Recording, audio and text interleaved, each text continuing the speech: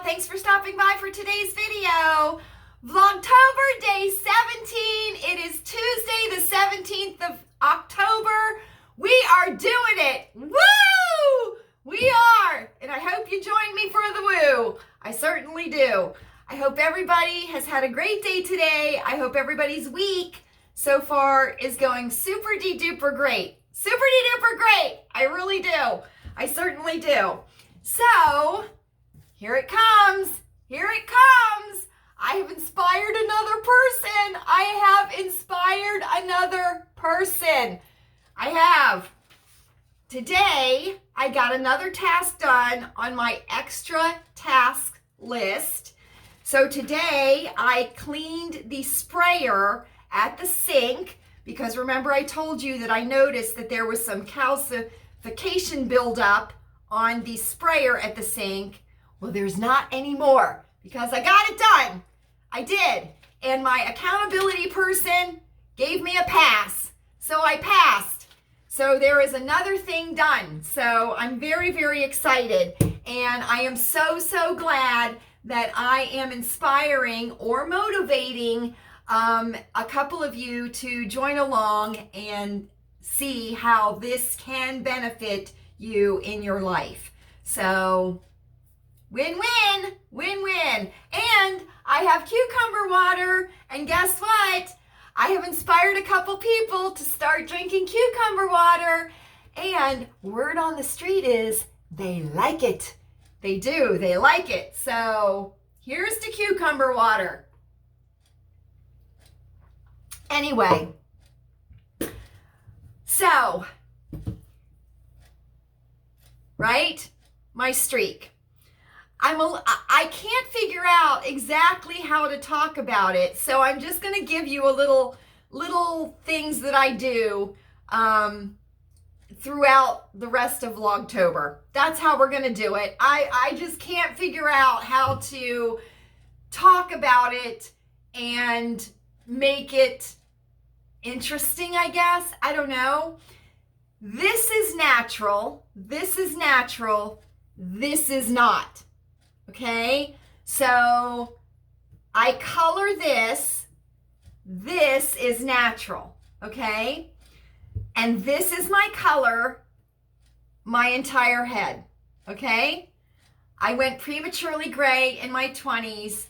I had come from a prematurely gray line of people, right? So it was going to happen. It was going to happen. It was either going to be me or my sister, and it ended up being me. Although my sister is gray too. She does have some gray in her hair, and she is a silver sister, so she lets her hair just grow naturally, and she has never covered up her gray, which I find to be quite admirable. If you can just naturally let your hair go gray as you were aging, I admire you. I was not that kind of a person. So there you go. One of the things that I have found to be an absolute plus for me is purple shampoo. Now, I have white hair. I believe that there are different types of gray, okay? And then there is white, okay? So you have like a gunmetal gray, you have like a silver, real pretty silver gray, and then you have kind of like that dull gray, and then you have white, right? And so think of Barbara Bush, because she was white. She had white hair. Okay, snow white hair, and that's what I have naturally. So one of the things that has helped it not be so like stark white is purple shampoo. Okay, now I use this every time I shampoo my hair. The trick is, here's the trick, okay, because I color my hair and this is natural. So the only place I use the purple shampoo is in the streak area of my hair, okay? So I put the shampoo on my fingers and I just shampoo that area let it sit for a few minutes, and then rinse it off, okay? And I have noticed that the purple shampoo does give my snow white hair a luster. You know what I mean? So it gives it a little bit of dimension and a little bit of like shine. You know what I mean? So this is one of the things that I really, really like. Now there are a ton of different purple shampoos. This is very purple, very, very purple. Okay. And, I don't know, what was it called? Was it Germac? Because I remember my grandmother using a purple shampoo, but I don't remember the name of it, but it was like one of the OGs of purple shampoo. Do you know what I mean? But I do use this. Now, one of the things that if you would like to use purple shampoo, okay, one of the things that you want to look at is you want to look at the ingredients to make sure that you are not allergic to any of the ingredients. And one of the ingredients in this is, where is it? Because my sister is allergic to it. Sodium lauryl sulfate, okay? She is allergic to that, so it makes her scalp itchy, you know what I mean? So you wanna be sure that there are no ingredients in any purple shampoo that you use, right? And that way you can have pretty silver hair too. You can. But it does give it a really nice shimmer and it gives it a little bit of dimension. It's not going to change the color of your gray. Okay? So if you have gunmetal, you're going to have gunmetal. If you have that pretty silver gray, you're going to have the silver gray. If you have just this, you know, normal gray, you're going to have the normal gray. But it's going to give it that little bit of shine and that little bit of dimension, but it is not going to change the color of your gray. But I love this. I love this. So, and I just use it right in my silver area or my gray area of my hair, my white area of my hair. And again, this is natural. This is not. So if I let my hair grow out, okay, and you guys know when I need to color it, right? But when you will see that I am white all over because you'll start to see my white showing through, and it's annoying. It is annoying. So anyway, all right, so today we're going to talk about something, and it's just going to be a quick video. I know I've taken up 8 minutes already just talking about my hair, but anyway, we're going to talk about obstacles and problems, okay? So we are faced with obstacles every day. I don't like to use the word problem. I feel that a lot of times, and especially in this day and age, we have to be very careful with the words that we use, because it seems that what is happening is that words that we normally used in the past are being given a more scary meaning, you know what I mean, or a more emotional meaning, to kind of make things worse than they are. Does that make sense? I don't know if that makes sense or not. George Carlin, there is a video on YouTube that George Carlin, who was a comedian back in the day, he does a really good bit about how words evolve over time, but they actually have the same meaning, but they're made to sound either harsher or softer. Do you know what I mean? So they're either more scary or less scary. You know what I mean? So I like to use the word obstacle, or I like to use the word challenge. Challenge is a big word with me. I don't like to use the word problem. Do you know what I mean? It's just it's a word that is getting hoarded out really fast, and I don't really like to use it a lot. But anyway, so we are faced with obstacles or problems or challenges every day, right?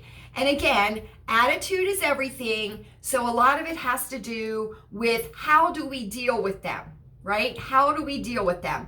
Sometimes we're faced with an obstacle, a challenge, or a problem, and we think it is insurmountable. There is no way that we are going to be able to either fix it or change it because it is what it is. No, no, no, it's not. It's not. It is what you are allowing it to remain.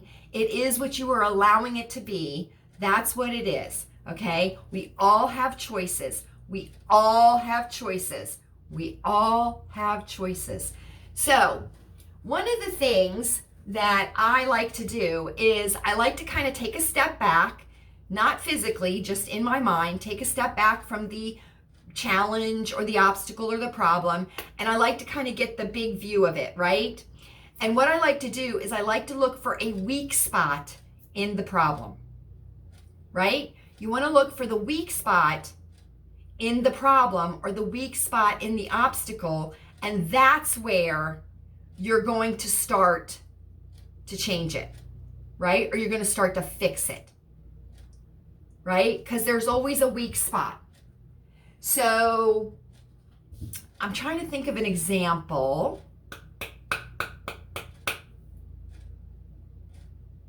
Okay. You have somebody in your life or in your family that is never on time. Never on time, right? And you have to delay things that are happening, or you have to wait for them all the time because they can never be on time. And it's a challenge for you because if you are hosting or you are in charge of keeping things on a timetable, or you want things to happen, flow in a nice way, okay?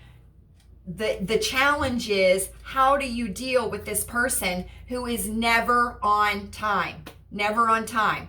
So step back, right? Look at the challenge and find the weak spot, right? So in my mind, the weak spot would be you tell them to be there at a certain time and they're never there on time, right? So how late are they usually? Are they 30 minutes late? Are they 45 minutes late? Right? So what are you going to do? You're going to tell them to be there a half an hour early or 45 minutes early, right? Because you know then that will make them on time.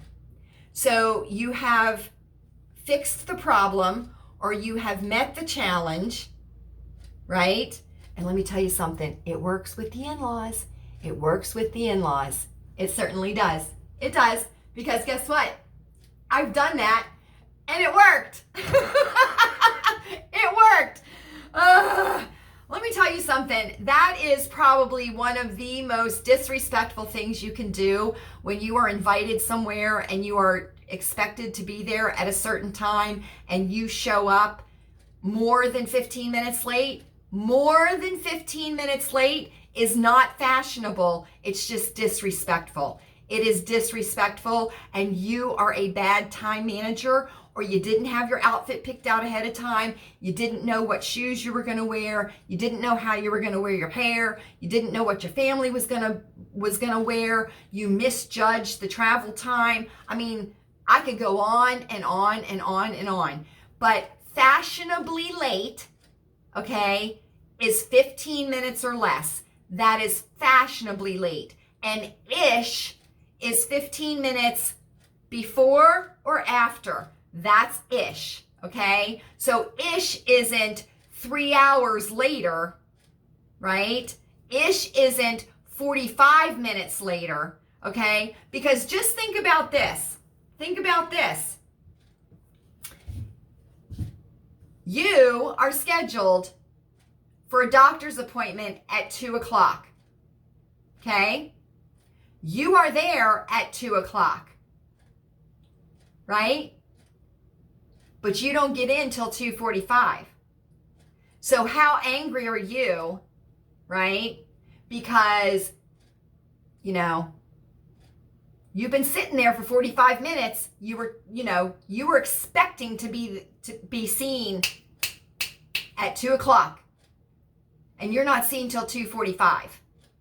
So just think about how you feel in that situation and do it to a social situation where you are expected somewhere at a certain time, somebody's waiting for you and you don't show up till 2:45. Is that a good analogy? I don't know if that's a good analogy or not. I don't know. But anyway, so what you do is when you're faced with a problem, big problem or small problem, big problem or small problem, okay? Look for the weak spot in the problem or in the challenge or in the obstacle. And that's where you want to start working to solve the problem, to overcome the obstacle, or to meet the challenge. That's where you want to start, okay? You don't want to start where the wall is not penetrable. Impenetrable? Anyway, does that make sense at all? I don't know. But every problem is solvable. Every obstacle can be overcome, and every challenge can be met. You just have to know how to do it. And the best way to do it is to look for the weak spot, and that's where you start, right? That's where you start. And you always start also with the mindset that you are going to overcome this, you are going to solve this, or you are going to meet this. You are. You are. I have faith in you. I have faith in you. And when you practice that and you get really good at it, you can just very quickly assess the situation. This is how we're going to fix it. And it gets fixed very, very easily. And it takes a lot of stress off of our minds, and we don't ruminate on problems or situations or obstacles or challenges. So there's our video for today, friends. There's our video for today, Tuesday, the 17th day of Vlogtober. We are doing it, aren't we? We are doing it together. Thank you all so, so much for spending this time with me today. I appreciate you spending your time with me, and I cannot tell you how much I am enjoying spending this time with you. I am loving your comments. I am loving them. Thank you so, so much for all those comments. Oh, I hope you are happy. I hope you are happy. I hope you are healthy, because it's all up to us. And I hope you are safe. I certainly do. And guess what? Guess what? I will see you tomorrow for another Vlogtober video.